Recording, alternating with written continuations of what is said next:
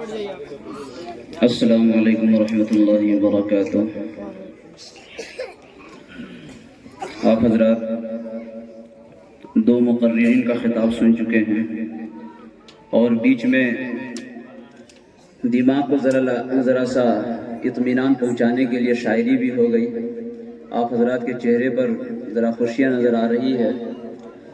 اگر اسی طریقے سے دلچسپی سے آپ سنیں گے تو انشاءاللہ میں بہت مختصراً ضروری باتیں پیش کرنے کی کوشش کروں گا تاکہ ہمارے سماج کے اندر سے چند رسومات جو زمانے جاہلیت کی ہے کسی حد تک ختم ہو اور سنت نبوی پر عمل کرنے کا ہمارے سماج کے اندر چنچلاؤ چلے۔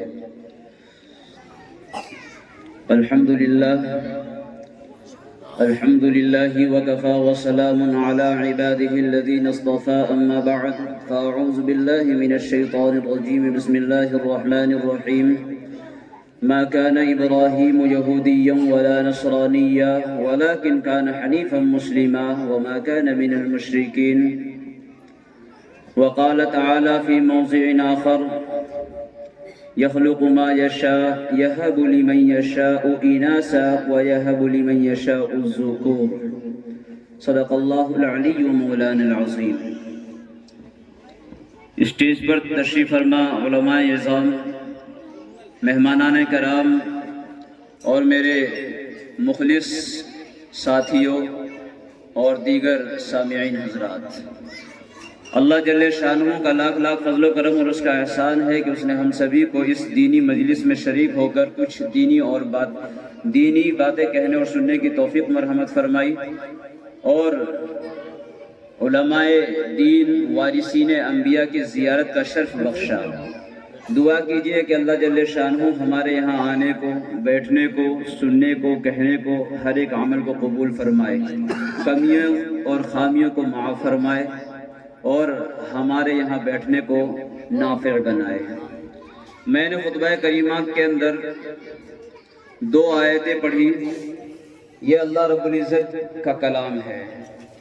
پہلی جگہ ما کان ابراہیم یہودیہ ولا نصرانیہ۔ آپ حضرات اچھی طرح جانتے ہوں گے ہمارے جد امجد ابراہیم علیہ السلام ہیں، جن کی ملت پر، جن کی شریعت کی ایک جھلک پر ہم چلتے ہیں۔ نبی صلی اللہ علیہ وسلم جب آئے اور آپ کو شریعت دی گئی تو ملت ابراہیمیہ کے مطابق شریعت دی گئی، اور آپ صلی اللہ علیہ وسلم کا خود کا فرمان ہے کہ ابراہیم علیہ السلام ہمارے اور ہماری امت کے دادا ہیں، جد امجد ہیں۔ اسی لیے ہر گھر کا، ہر سماج کا اور ہر قوم، ہر برادری کا یہ اصول ہوتا ہے کہ اپنے باپ داداؤں کی رسم کو، رواج کو، طور طریقے کو ٹھکرایا نہیں جاتا۔ تو جب ابراہیم ہمارے دادا ہیں تو ہم ان کی تعلیمات کو، ان کی شریعت کو بھلا کیسے ٹھکرا سکتے ہیں؟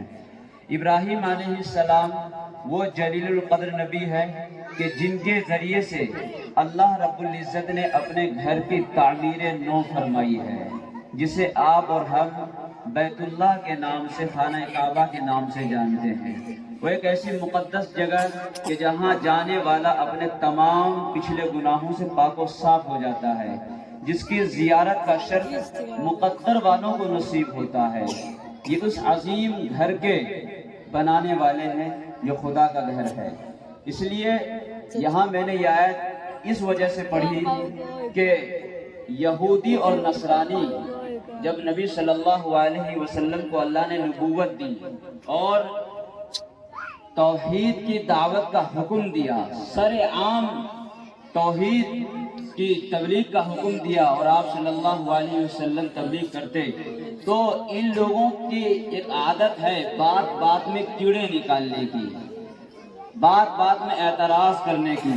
وہ بات جو تھوڑی سی عقل لگانے سے سمجھ میں آئے، اس بات کو بغیر عقل کے استعمال کے سمجھنے کی کوشش کرنے کی ان لوگوں کی عادت ہے۔ آج بھی آپ اسرائیل اور فلسطین کا بھی تذکرہ ہوا، یہ اسرائیل یہودی ہی ہیں، ان کا وقت کے عقل کے اندر سڑا ہوا کیڑا ہے۔ یہ حقائق دیکھتے ہیں، سمجھ رہے ہوتے ہیں، جان رہے ہوتے ہیں، لیکن مان نہیں رہے ہوتے ہیں۔ یہی عالم اس وقت ان کا تھا۔ یہ جانتے تھے کہ موسیٰ علیہ السلام ہمیں اس بات کی دعوت دے کر کے گئے ہیں کہ ایک زمانہ آئے گا جس میں ایک نبی آئے گا، اس کا نام محمد بھی ہوگا، احمد بھی ہوگا، محمود بھی ہوگا اور قاسم بھی ہوگا۔ اگر تمہیں اس کا زمانہ مل جائے تو اس کی اتباع کرنا۔ عیسیٰ علیہ السلام نے بھی اپنی قوم کو یہی دعوت دی۔ قرآن اس کا تذکرہ کرتا ہے، وَإِذْ قَالَ عِيسَى ابْنُ مَرْيَمَ يَا بَنِي إِسْرَائِيلَ إِنِّي رَسُولُ اللَّهِ إِلَيْكُمْ مُصَدِّقًا لِمَا بَيْنَ يَدَيَّ مِنَ التَّوْرَاةِ وَمُبَشِّرًا بِرَسُولٍ يَأْتِي مِن بَعْدِي اسْمُهُ أَحْمَدُ۔ یہ احمد ہمارے نبی کا دوسرا نام یہ احمد ہے۔ عیسیٰ علیہ السلام اپنی قوم کو بشارت دے رہے ہیں، بتا رہے ہیں کہ میں تمہیں بشارت دیتا ہوں ایک ایسے نبی کی جو کہ بعد میں آنے والا ہے، اس کا نام احمد ہوگا۔ عیسیٰ علیہ السلام یہ وہ ہے جو عہدہ نبوت پر فائز ہونے کے باوجود یہ امت محمدیہ کا شرف بھی حاصل کرنے والے ہیں۔ یہ نبی اتنے تمام انبیاء کے امام جناب محمد صلی اللہ علیہ وسلم جب یہ تبلیغ کر رہے تھے تو بتاتے کہ ہمارے جد امجد ابراہیم علیہ السلام ہیں، ہم ان کی ملت پر چلتے ہیں۔ تو انہوں نے کیڑا نکالا، بڑی اچھی بات ہے۔ انہیں ایک موقع مل گیا کہ محمد کہتا ہے کہ ابراہیم جو ہے ہمارے جد امجد ہے، تو ہم دعویٰ ٹھوک دیتے ہیں کہ وہ ہماری قوم سے تھا، اس لیے تم ہماری پیروی کرو، جو ہم کرتے ہیں وہ کرو۔ وہ کہنے لگے، یہودی کہتے تھے کہ ابراہیم جو ہے یہودی تھا، نصرانی کہتے ہیں کہ ابراہیم نصرانی تھا۔ یہ حجت بازی چلی، ان کے درمیان مکالمہ چلا۔ اللہ کے نبی کی طرف سے قرآن میں اللہ نے جواب دیا، جبریل پیغام لے کر کے آئے، نبی کو سنایا اور نبی کی زبان سے ان یہودوں اور نصارہ کو سنوا دیا۔ ما کان ابراہیم یہودیہ ولا نصرانیہ، نہ یہودی تھا نہ نصرانی تھا، ولکن کان حنیفا مسلما، بلکہ وہ مسلمان تھا، دین حنیف کا پابند تھا۔ وما کان من المشرکین، اور وہ مشرکوں میں سے بھی نہیں تھا، نہ وہ یہودی نہ نصرانی۔ اور تیسرا طبقہ اس زمانے میں وہ تھا جسے ہم جاہل کہتے ہیں، جسے ہم زمانہ جاہلیت کے لوگ کہتے ہیں۔ ان کا کوئی مذہب نہیں تھا، یہ بس بت کو تراشتے تھے پتھروں سے اور ان کی عبادت کیا کرتے تھے۔ اللہ نے ان کی بھی تنقید کر دی کہ وہ ایسا بھی نہیں تھا کہ جس کا کوئی خدا نہ ہو، اس کا ایک خدا تھا اور وہ اللہ جل شانہ تھا۔ تو جب ہمارے اور آپ کے نبی یہ بات بتاتے ہیں کہ ہمارے جد امجد ابراہیم ہے اور باپ داداؤں کی روایت کو چھوڑا نہیں جاتا، اس بات کو آپ ذرا اپنے دماغ میں نوٹ کر لیجئے۔ میں بیچ میں سوال کر سکتا ہوں، سوال میں یہ کروں گا کہ کس کی روایات کو چھوڑا نہیں جا سکتا، تو آپ کا جواب ہونا چاہیے باپ دادا کی روایات کو چھوڑا نہیں جا سکتا۔ یاد رہے گا؟ آپ لوگ مستعد رہے، یاد رہے گا سوال؟ میں سوال کروں گا کس کی روایات کو نہیں چھوڑا جاتا، تو آپ کا جواب ہونا چاہیے باپ داداؤں کی روایات کو نہیں چھوڑا جاتا۔ اب یہاں سے بات میں اصل شروع کرتا ہوں۔ ابراہیم علیہ السلام کو اللہ رب العزت نے نبوت دیا، بیٹا بھی دیا، اسحاق تھا، اسماعیل تھا۔ یہ وہی اسماعیل جس کو آپ حضرات ذی الحجہ کے مہینے میں بہت سنتے ہیں، قربانی کرتے وقت ان کا تذکرہ آپ کرتے بھی ہیں، سنتے بھی ہیں، آپ کے ذہنوں میں بھی ہوتا ہے۔ ابراہیم علیہ السلام کو اللہ رب العزت نے جن جن چیزوں کا حکم دیا تھا، بنیادی طور پر بچے کی پیدائش یا ان کی تربیت کے سلسلے میں، وہ پہلی چیز کیا تھی؟ پہلا حکم جو دین حنیف کا تھا وہ یہ تھا کہ انسان اپنی شناخت کو بنانے کے لیے ختنہ کرائے۔ چنانچہ روایات میں آتا ہے کہ ابراہیم علیہ السلام کی وہ عمر 96 سال اور ان کے جتنے بھی گھر کے افراد تھے سب کافی سال، 60 سال 65 سال کے تھے۔ خود اسماعیل علیہ السلام کی بھی عمر غالباً 13-14 سال یا 16 سال کو پہنچ چکی تھی۔ اس وقت یہ حکم نازل ہوا اور اس وقت تمام گھرانے کے لوگوں کا ابراہیم علیہ السلام نے ختنہ کروایا۔ بتائیے وہ نبی جسے حکم ملے اور 96 سال کی عمر میں حکم ملے اور اس پر وہ یہ نہ کہے کہ خدا میں تو بڑی عمر کا ہو گیا، میرے لیے کیسے ممکن ہے؟ نہیں، یہ حکم خداوندی ہے، اس کی تعمیل کرنی ہوگی، بس کرنی ہوگی اللہ۔ اچھا ایک سوال، اولاد کا مل جانا نعمت ہے یا زحمت ہے؟ آپ حضرات بتائیں گے، اولاد کا ملنا نعمت ہے یا زحمت ہے؟ نعمت ہے۔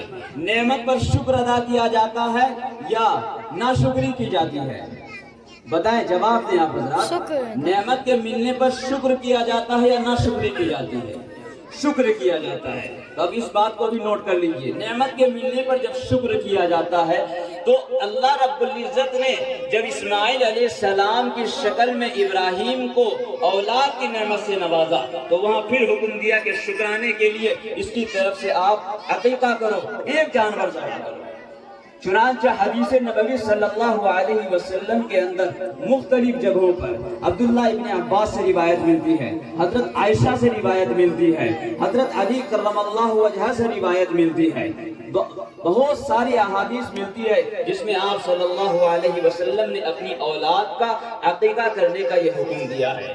چونکہ آج کی مجلس ان دو موضوع سے منسوب ہے، عقیقہ اور ختنہ، اس لیے میں اس کی وضاحت کر کے انشاءاللہ جانے کی کوشش کروں گا۔ تو عقیقہ کیا چیز ہے یہاں سے سمجھیے۔ عقیقہ اصطلاح لغت، اصطلاح دو طرح کی ہوتی ہے، لغت یعنی ڈکشنری، ایک شرع یعنی مذہب۔ اصطلاح لغت کے اندر عقیقہ اس بال کو کہا جاتا ہے جو بچہ ماں کی پیٹ سے لے کر کے آتا ہے، جو بال ماں کی پیٹ میں ہی اگ جاتا ہے بچے کو، 7ویں دن اس بال کو جو کاٹا جاتا ہے اسے لغت کے اندر عقیقہ کہا جاتا ہے۔ اور لغت ہی کے اندر اس کا ایک اور معنی آتا ہے کہ بچے کے خاطر تواضع اور اس کے اکرام کے لیے جو جانور 7ویں دن ذبح کیا جاتا ہے اسے بھی اصطلاح لغت میں عقیقہ ہی کہا جاتا ہے۔ لیکن اصطلاح شرع کے اندر عقیقہ ایک مخصوص وقت پر، ایک مخصوص شخص کے نام پر، ایک مخصوص معبود کے لیے، ایک مخصوص طریقے سے، ایک مخصوص دعا کے ساتھ، ایک مخصوص مقصد کے ساتھ ایک جانور شکرانے کے طور پر ذبح کرنے کا نام اصطلاح شرع میں عقیقہ ہے، جسے ہم اور آپ عام طور پر عقیقے کے نام سے جانتے ہیں۔ اب دیکھیے تینوں بات آ گئی۔ پہلی بات، عقیقہ اس بال کو کہتے ہیں جو 7ویں دن بال بچے کے سر سے اتارا جاتا ہے۔ دوسرا اس جانور کو کہتے ہیں جو ذبح کیا جاتا ہے۔ تیسری اصطلاح شرع میں جو ہے کہ شکرانے کے طور پر اللہ کے دربار میں ایک جانور بچے کی طرف سے پیش کیا جاتا ہے۔ تینوں بات اپنی جگہ درست ہے اور تینوں ہمارے لیے بہت ضروری ہے۔ کیا اور کیوں ضروری ہے پہلے یہ سمجھ لیجیے۔ بہت سارے مفسرین نے اور حکماء حضرات نے فرمایا کہ بچے کی زندگی، یہ بچے کی زندگی عقیقے پر محمول رہتی ہے، لٹکی رہتی ہے، مغلق رہتی ہے۔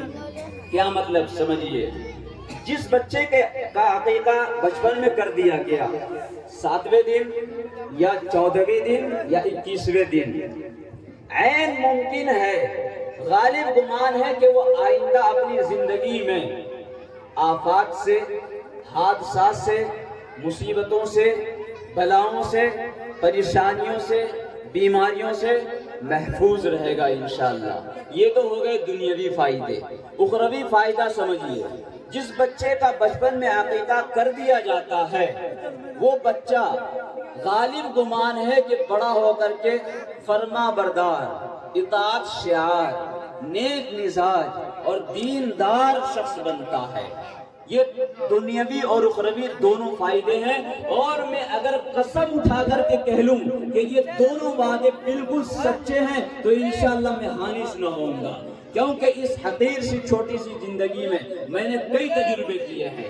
جن بچوں کے والدین نے ان کا بچپن میں عقیقہ کیا ہے، میں نے اپنی آنکھوں سے دیکھا ہے، ہمارے ساتھیوں میں اور دوستوں میں وہ گزرے ہیں کہ ان کی زندگی آگے چل کر کے نیک بخت رہی ہے، باپ کے ساتھ صلح رحمی کے ساتھ، اخلاق اخلاق حسنہ کے ساتھ انہوں نے زندگی بسر کی ہے، اور جن بچوں کے والدین نے ان کے عقیدے پر توجہ نہیں دی، آج وہ باپ کو آج گالی دیتے ہیں۔ اور میں نے کم سنی کے اندر اپنے آنکھوں سے دیکھا اور کانوں سے سنا کہ بچہ بلوغت کے قریب ہے، ماں کو ننگی اور بے شرم گالیاں اس کے منہ کے سامنے دے رہا ہے۔ تو یہ دونوں باتیں اپنی جگہ بالکل اٹل ہے کہ اگر عقیقہ کر دیا جائے تو بچہ آفات اور بلیات سے بھی محفوظ رہتا ہے اور آگے چل کر کے نیک صالح اور دیندار بھی بنتا ہے۔ اور عقیقہ کا ایک فائدہ مغلق ہونے کا ایک مطلب یہ ہے کہ اگر بچہ کم عمری میں ہی انتقال کر گیا، یہاں حضرات علماء کرام تشریف فرما ہے، اگر آپ ان سے تصدیق کرنا چاہیں تو تصدیق کرا سکتے ہیں کہ اگر بچہ کم عمری میں انتقال کر گیا تو اپنے والدین کے لیے روز قیامت شفاعت کرے گا، سفارش کرے گا، اور اس کی سفارش اس کے والدین کے حق میں قبول بھی کی جائے گی۔ بتائیے یہ کسی نعمت سے کم ہے کیا؟ وہ والدین جو اپنے گناہوں کا پہاڑ لیے وہاں پہنچیں گے، ان کا چھوٹا سا بچہ جو مر گیا تھا بچپن میں ہی، وہ اس کے لیے سفارش کرے گا کہ الہ العالمین میرے ماں باپ کو بخش دے، اللہ بخش دے گا۔ لیکن آپ کو یہ بات میں بتاتا جاؤں، شاید آپ کے لیے بات نہیں ہوگی کہ جس بچے کا عقیقہ نہیں کیا، 7 دن یا 14 دن یا 21 دن گزر گیا اور اس کے بعد وہ انتقال کیا، اس کا عقیقہ نہیں کیا گیا، تو محدثین حدیث کی تفسیر میں لکھتے ہیں کہ اس بچے کی سفارش والدین کے حق میں قبول نہیں کی جائے گی۔ خسارہ کتنا بڑا ہے! ایک بچہ جو قیامت کے دن ہمارے سفارش کرا کے جنت میں پہنچا دیتا، اس بچے کے عقیقہ نہ کرنے کی وجہ سے اس بچے کی سفارش ہمارے حق میں قبول ہی نہ ہوگی۔ یعنی اتنا بڑا خسارہ قیامت کے دن ہمارے ہاتھ لگے گا بچے کا عقیقہ نہ کرنے کی وجہ سے۔ تو یہ ایک بہت بڑی نعمت ہے۔ اب سمجھیے کہ عقیقہ ہے کیا، اس میں کرنا کیا ہے۔ عقیقہ اصل میں شکرانہ ہے۔ شکرانے ابھی آپ نے بتایا کہ نعمت کے ملنے پر شکر کیا جاتا ہے، اور اس سے پہلے آپ ہی نے بتایا کہ اولاد کا ملنا ایک نعمت ہے۔ تو اللہ نے جس کو اولاد دی اس کو چاہیے کہ وہ اپنی اولاد کے شکرانے میں اللہ کے نام پر اس بچے کی خاطر ایک جانور ذبح کرے۔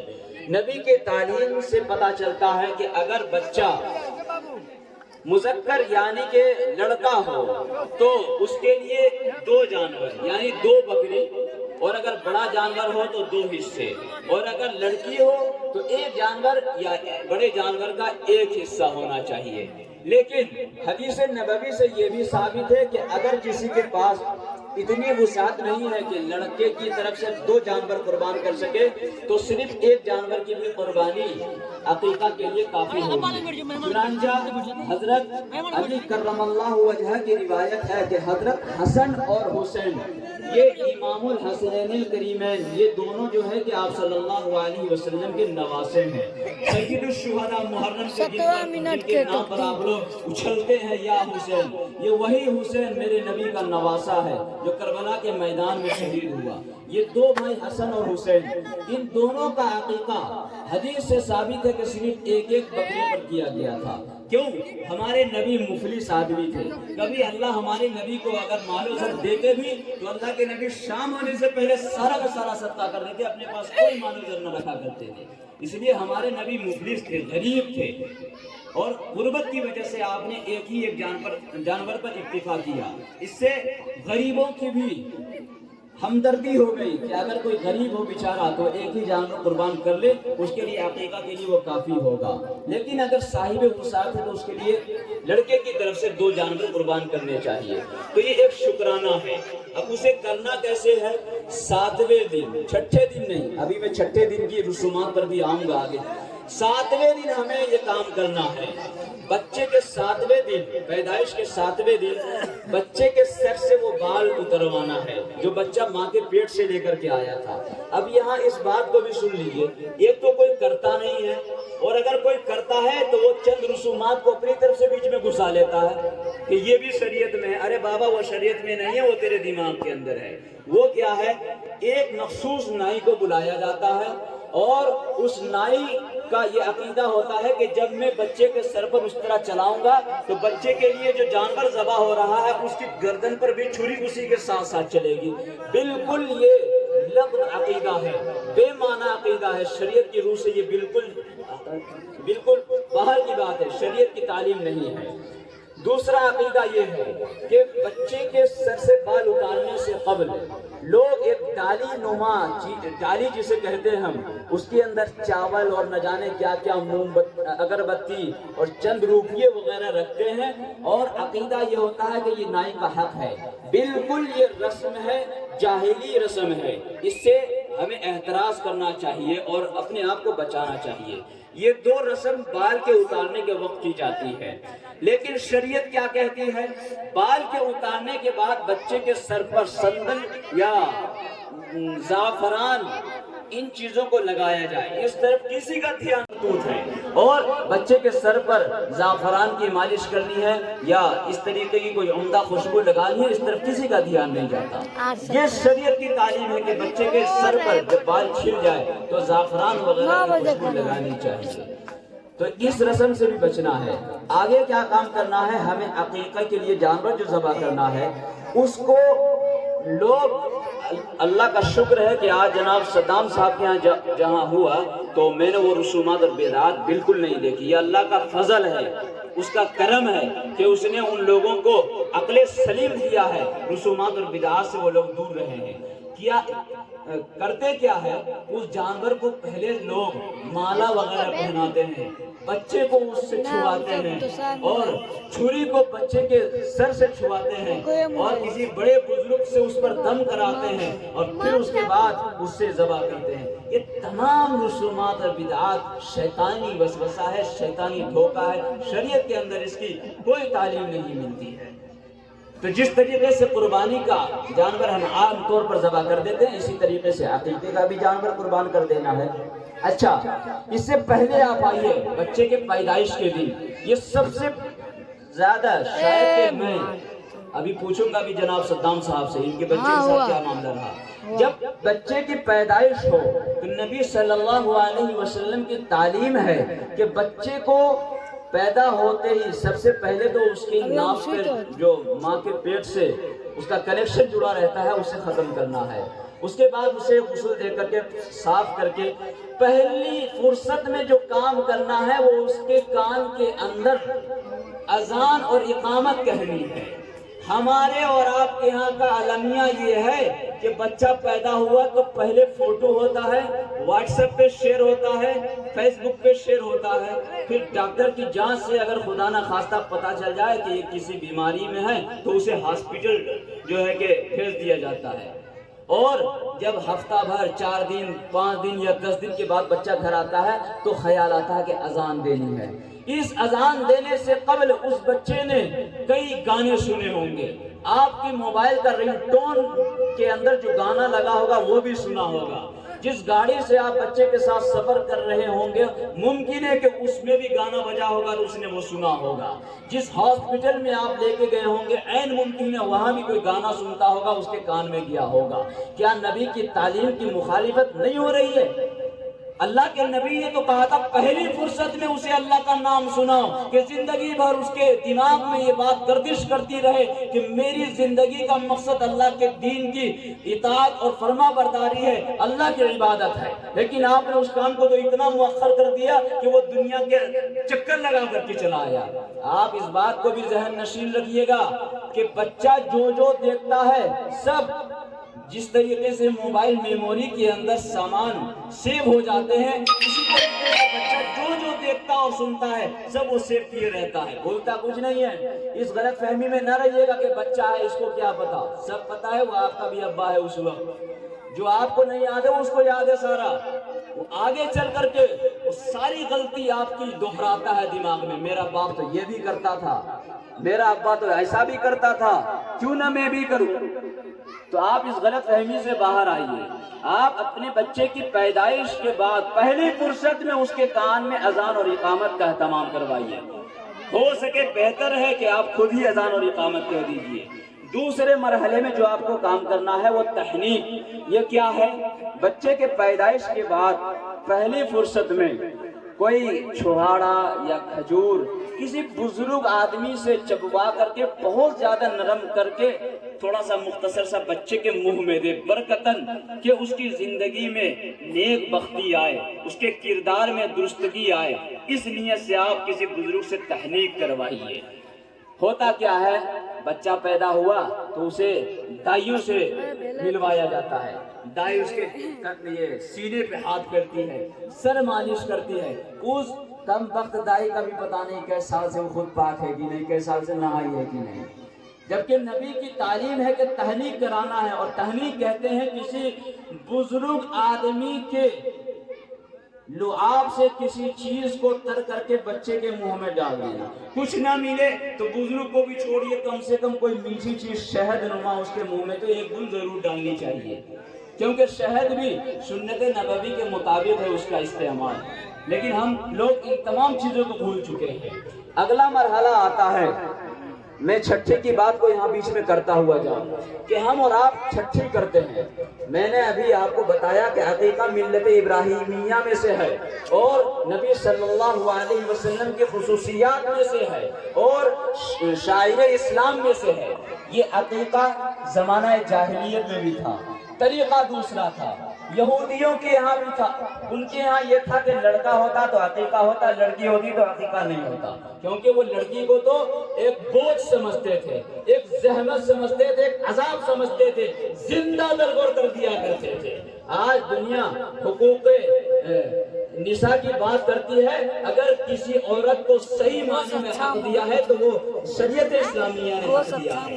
وہ بچی کا عقیقہ اس لیے نہیں کرتے تھے کہ ان کی نظر میں بچی کی کوئی ویلیو ہی نہیں تھی، زحمت تھی، عذاب تھی لڑکی۔ شریعت نے آ کر کے اس کے اندر تصحیح کی ہے اور بتایا ہے کہ قرآن کا یہ اعلان ہے کہ للرجال مثل حظ الانثیین، کہ لڑکی کے مقابلے میں مرد کا دگنا حصہ ہے۔ تو اس کا یہ مطلب نہیں کہ بچے کا عقیقہ ہی نہیں ہوگا، بچے کا بھی عقیقہ ہوگا اور بچی کا بھی عقیقہ ہوگا، گرچہ بچے کے لیے دو اور بچی کے لیے ایک ہی ہوگا، لیکن ہوگا۔ یہ میرے نبی کی تعلیم ہے۔ تو یہودی کے ہاں بھی تھا اور زمانے جاہلیت مشرکین کے ہاں بھی عقیقہ تھا، لیکن طریقہ غلط تھا، لڑکیوں کو معیوب سمجھا جاتا تھا۔ میرے نبی نے آ کر کے بتایا کہ لڑکی عذاب نہیں ہے، زحمت نہیں ہے، یہ رحمت ان کی طرف سے بھی کرنا ہے۔ اب ایک وہ قوم آئی جس کا نہ کوئی خدا تھا، نہ اس کا کوئی آخرت پر یقین تھا، نہ وہ کہیں اپنے وجود پر بھی انہیں اعتماد نہیں تھا۔ وہ تو کہتے تھے ہم بندر سے انسان ہو گئے، ہم بدمانش سے انسان بن گئے، اس کم وقت کی عقل پر کوڑے پڑے۔ وہ ان کا ماننا ہے کہ بس ہم یوں ہی آ گئے دنیا کے اندر، بڑی اچھی بات ہے بھائی، یوں ہی آ گیا۔ ان کے یہاں یہ رسم پا گئی کہ بچے کو چھٹے دن ہمیں نام بھی رکھنا ہے، بچے کو چھٹے ہی دن پاک بھی کرنا ہے، بچے کو چھٹے دن نیا کپڑا بھی پہنانا ہے، اور اس کے لیے گاؤں سماج کے لوگوں کو، اعزاء اور اقربا کو جمع کرنا ہے، دعوت کرنی ہے، اور اس کے اندر کافی رسوم ہے۔ میں پہلے یہ بتاؤں کہ اس چیز کا نام چھٹی رکھ دیا گیا، اور ہماری ملت اسلامیہ قوم کے اوپر بھی مجھے افسوس ہے کہ اس نے ان لوگوں سے لے کر کے اپنے سماج کے اندر بھی شروع کر دیا چھٹی چھٹی چھٹی۔ یہ چھٹی کیا ہوتا بھائی؟ کائنات 7 دن کے اندر بن رہی ہے، آسمان ساتھ ہے، زمین ساتھ ہے، یہ کیا تم نے چھٹی چھٹی رٹ لیا بھائی؟ 7 سماوات ہے نا، ہفتے میں 7 دن ہے، اب یہ چھٹی کہاں سے لائے؟ ایک دن کہاں گیا بچے کا؟ انگریز کو بھی آپ دیکھیے، وہ تاریخ بائی تاریخ جو ہے کہ برتھ ڈے مناتا ہے، آپ کیوں ایک دن کو بھول گئے؟ آپ کا ایک دن کہاں چلا گیا جو چھٹی میں پڑ گیا؟ آپ بھی اپنی روایات کو قائم رکھیے، آپ بھی اپنی تعلیم کو یاد رکھیے، آپ بھی شریعت کو فالو کیجئے۔ آپ کو بھی یہ کرنا چاہیے کہ 7ویں دن کا حکم ہے کہ ہفتہ پورے گا تو عقیقہ ہوگا، ہفتہ پورے گا تو بچے کی تعظیم کی جائے گی، ہفتہ پورے گا تو بچے کا نام رکھا جائے گا۔ یہ چھٹی کے اندر نہیں بلکہ عقیقے کے اندر یہ تمام برکات اور یہ تمام چیزیں پائی جاتی ہیں۔ اور چھٹی کے اندر بھی بعض رسومات تو ابھی قریب تک دیکھنے کو ملی۔ ہوتا کیا تھا، جو بچی کی ماں ہے اس بیچاری کو جو ہے کہ آنگن میں لا کے کھڑا کر دیا جاتا تھا، اور اس کو آنکھ بند کر کے بعض آفتاب کمرے سے باہر آنکھ بند کر کے لایا جاتا، بیچ آنگن میں کھڑا کر کے آسمان کی طرف منہ کر کے کہا جاتا کہ آنکھ کھولو، اور جیسے ہی وہاں کھولتی تو اسے کہا جاتا اب تارے گنو۔ یہ کہاں کی بے وقوفی ہے بھائی؟ کبھی سنا آپ نے کسی سائنس نے تارے گن کے بتائے ہیں کہ آسمان میں کتنے ہیں؟ اس بیچاری مظلوم عورت کو لا کے کھڑا کر دیا، وہ ابھی بچہ پیدا کر کے آئی ہے، پریشانی میں اس کو کہتے ہو تارے گنو۔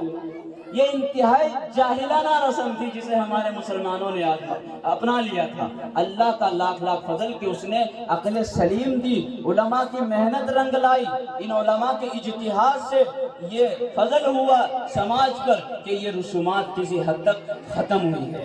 اب آئیے عقیقے پر کہ عقیقہ میں نے آپ کو بتا دیا، زندگی اور دنیاوی اخروی دونوں فوائد اس کے اندر ہے۔ بعض احادیث کے اندر یہ چیز بھی ملتی ہے کہ نبی صلی اللہ علیہ وسلم نے ان لوگوں کی معافی کا بھی اعلان کیا ہے جس کے پاس واقعی یعنی اصل معنی میں غریب ہے بیچارہ، اگر عقیقہ کر دے تو 2-3 دن کا فاقہ پڑ جائے گا گھر میں، ایسے غریب کے لیے معافی ہے۔ ہاں آگے آئیے، عقیقہ کے لیے اب بعض لوگ یہ کرتے ہیں کہ اگر عقیقہ کر رہے ہیں تو لمبی چوڑی دعوت بھی ہونی چاہیے، ورنہ تو سماج کے اندر تو بے عزتی ہو جائے گی۔ اس کے لیے وہ کیا کرتے ہیں کہ قرض لیتے ہیں لوگوں سے، اور قرض لے کر کے بڑا انتظام کرتے ہیں۔ یہ شریعت اسلامیہ کا پسندیدہ عمل نہیں ہے، مکروہ ہے اور قریب حرام بھی ہے، نہیں کرنا چاہیے۔ شریعت نے آپ کو جس کام کا مکلف بنایا ہے آپ اس کو بحسن خوبی انجام دیجیے، جس چیز کا مکلف نہیں بنایا آپ اس کی طرف اپنی طرف سے مت بڑھیے، ورنہ آپ شریعت کے اندر غلو کرنے والے شمار ہو جائیں گے، اور اسراف کرنے والوں کو، غلو کرنے والوں کو اللہ کبھی پسند نہیں کرتا ہے۔ اور ایک اگلی بات یہ تو ہو گیا، ایک آدمی کسی سے قرض مانگ کر کے کر رہا ہے، ایک شخص ہے جو سود پر قرض لیتا ہے، جسے ہم لوگ نہ جانے کیا لون بولتے ہیں شاید، سود پر کہ آپ 10,000 دیں میں آپ کو 12 یا 15,000 دوں گا۔ اس شخص کا عقیقہ کرنا بھی حرام ہے۔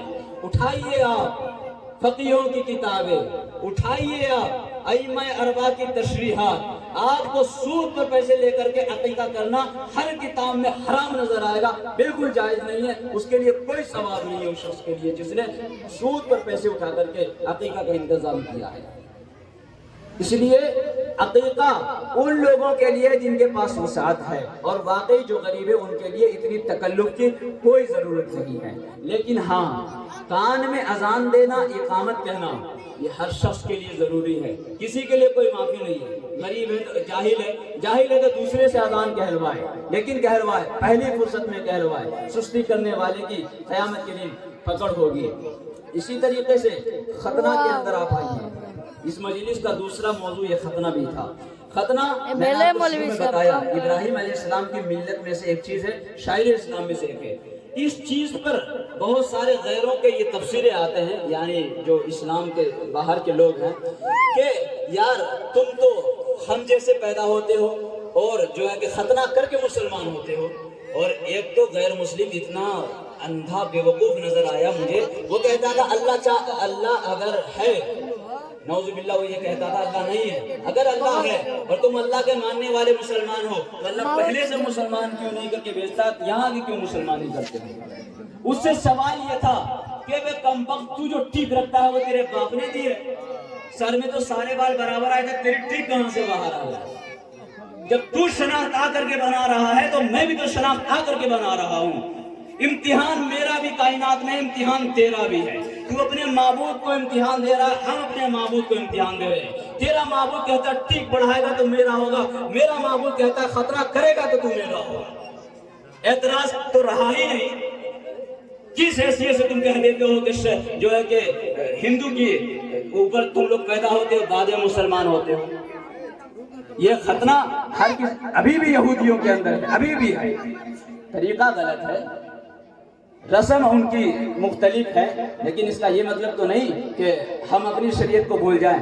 اور افسوس اس بات کا ہوتا ہے ہمارے یہ بیچارے معصوم مسلمان جو دین کو جانتے نہیں ہیں، ان لوگوں کی باتوں کو سن کے بڑا ہوا کرتے ہیں، ارے وہ کتنی اچھی بات بول دی، مولوی صاحب تو اپنی طرف سے مسئلہ بیان کرتے رہتا ہے۔ ابے مولوی صاحب اپنے باپ کے یہاں سے مسئلہ نہیں بتاتا ہے، مولوی وہ بتاتا ہے جو نبی کی حدیث سے یا قرآن سے ثابت ہے، تمہاری صحیح رہنمائی کرتا ہے تاکہ تم جنت تک آسانی سے پہنچ سکو۔ اس لیے کسی بھی غیر کی یا ایرے غیرے، بہت سارے آج تو سوشل میڈیا پر بیان آتے ہیں، اوم بھوم والے مولوی صاحب سب ہوتے ہیں، جو من کرے بک دیا، کم وقت کو کچھ بھی نہیں پتا ہے۔ بعضے تو ایسے مقررین نظر آئے کم وقت خدا کے بھی انکار کر کے بیٹھے تقریر میں، تقریر کے بعد پوچھو یہ بولا تھا آپ نے، کہتے ہیں ہم نے تو نہیں بولا، ویڈیو دکھا دو تم نے بولا ہے، پھر سے دوبارہ سے اسلام لاؤ۔ کئی مقرر پکڑائے ہیں، دارالعلوم کی عدالت میں، دارالافتاء میں ان کا یہ فتویٰ پہنچا ہے، اور وہاں سے فتویٰ آیا ہے کہ تجدید ایمان اور تجدید نکاح کی سخت ضرورت ہے، اور کروایا گیا ہے۔ تو یہ اوم بھوم والے مولوی صاحب کو سننے کی آپ کو چندہ ضرورت نہیں ہے۔ آپ کا جس پر اعتماد بنا ہوا ہو، یا آپ کے اپنے سماجی جان پہچان کے علماء ہو، آپ کے اپنے ائمہ ہو، آپ کی ریلیشن میں جو قابل اعتماد علماء ہو، آپ ان سے دین پوچھیں۔ کسی ایرے غیرے سے کوئی بات پہنچے، آپ کو ڈوٹ ہو رہا ہو، آپ اس کی تحقیق کریں، تصدیق کریں، اس کے بعد عمل کریں۔ اس لیے میری آپ حضرات سے بس یہی درخواست ہے کہ آپ اپنی اولاد کی پیدائش پر، اس کی تربیت پر خاص توجہ دیں گے۔ میں نے آپ کو بڑے مختصر میں یہ بتا دیا کہ اولاد کی تربیت اذان اور اقامت پہلی فرصت میں دینے پر اور عقیقہ کرنے پر محمول ہے۔ اگر یہ دونوں کام اپنے وقت پر آپ کریں گے تو انشاءاللہ اللہ کی ذات سے غالب گمان ہے کہ آپ کی اولاد آگے چل کر کے نیک بخت ہوگی، صالح ہوگی، دیندار ہوگی، فرمانبردار ہوگی۔ تو آپ حضرات چاہتے ہیں کہ آپ کی اولاد نیک بخت ہو؟ نہیں۔ کون کون نہیں چاہتا ہاتھ اٹھائیے تو ایک بار، جو نہیں چاہتا ہاتھ اٹھائیے۔ اور دیکھیے 2-3 کو ہاتھ اٹھے ہوئے، ارے بھائی نہیں چاہنے والے کا ہاتھ اٹھانا ہے۔ تو جو حضرات چاہتے ہیں ان کے لیے یہ کام ضروری ہے کہ وہ ان باتوں پر دھیان دیں۔ بچے کی پیدائش کے بعد سب سے پہلے مٹھائی بھی تقسیم کرنے کی ضرورت نہیں، واٹس ایپ پہ شیئر کرنے کی بھی ضرورت نہیں، فیس بک پر اسٹیٹس لگانے کی بھی ضرورت نہیں۔ پہلے آپ اسے پاک کر کے اذان کہلوائیے، اور جیسے بھی ہو چھوٹا موٹا فنکشن، 2-4 آدمی کی دعوت مت کیجیے۔ دعوت گھر کے جو افراد ہیں جن کا روز مرہ کھانا پکتا ہے، انہی کے کھانے میں آپ بچے کا عقیقہ کر دیجیے چھوٹا جانور لا کر کے۔ تو انشاءاللہ یہ کام کریں گے آپ حضرات انشاءاللہ۔ اللہ رب العزت ہم سب کو ان تمام باتوں پر عمل کرنے کی توفیق مرحمت فرمائے۔ وما علینا الا البلاغ المبین۔